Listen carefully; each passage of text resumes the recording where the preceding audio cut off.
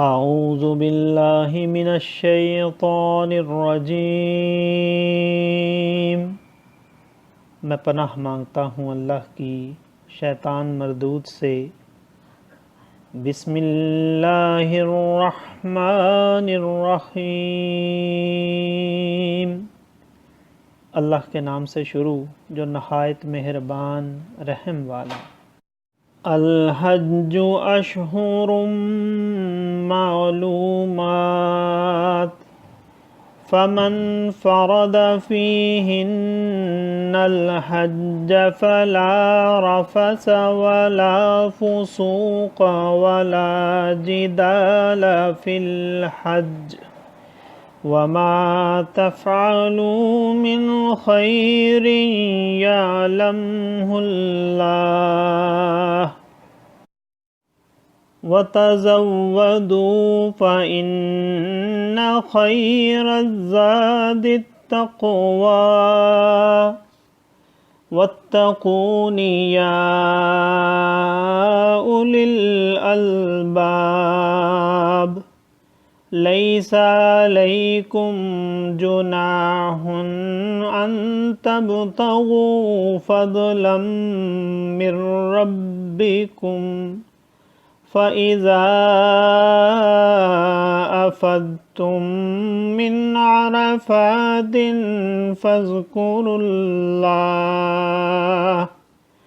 فاذكروا الله عند المشعر الحرام واذكروه كما هداكم وَإِن كُنتُم مِّن قَبْلِهِ لَمِنَ الضَّالِّينَ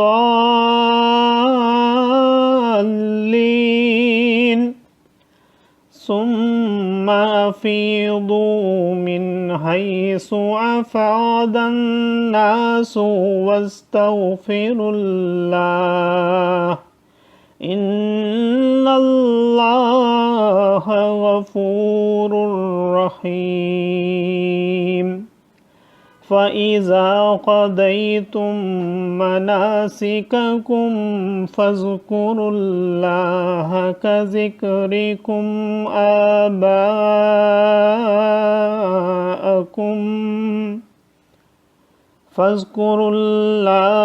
كذكركم آباءكم أو أشد ذكرا فمن الناس من يقول ربنا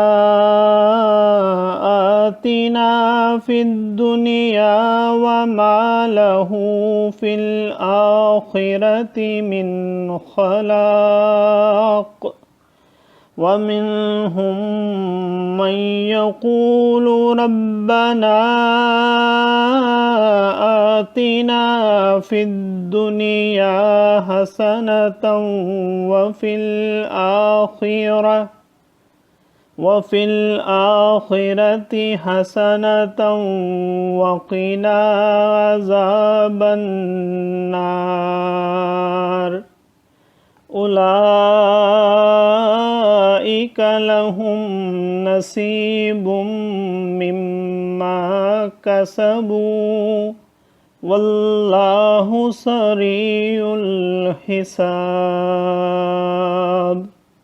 صدق اللہ العظیم۔ حج کے کئی مہینہ ہیں جانے ہوئے، تو جو ان میں حج کی نیت کرے تو نہ عورتوں کے سامنے صحبت کا تذکرہ ہو، نہ کوئی گناہ، نہ کسی سے جھگڑا حج کے وقت تک، اور تم جو بھلائی کرو اللہ اسے جانتا ہے، اور توشہ ساتھ لو کہ سب سے بہتر توشہ پرہیزگاری ہے، اور مجھ سے ڈرتے رہو اے عقل والو، تم پر کچھ گناہ نہیں کہ اپنے رب کا فضل تلاش کرو، تو جب عرفات سے پلٹو تو اللہ کی یاد کرو مشعر حرام کے پاس اور اس کا ذکر کرو جیسے اس نے تمہیں ہدایت فرمائی، اور بے شک اس سے پہلے تم بہکے ہوئے تھے۔ پھر بات یہ ہے کہ اے قریشیو، تم بھی وہیں سے پلٹو جہاں سے لوگ پلٹتے ہیں، اور اللہ سے معافی مانگو، بے شک اللہ بخشنے والا مہربان ہے۔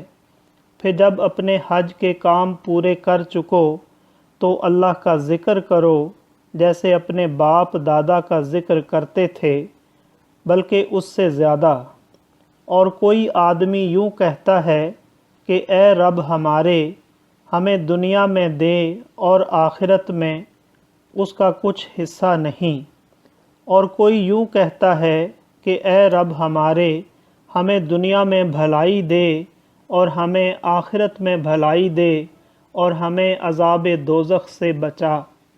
ایسوں کو ان کی کمائی سے بھاگ یعنی خوش نصیبی ہے، اور اللہ جلد حساب کرنے والا ہے۔ صدق اللہ العظیم۔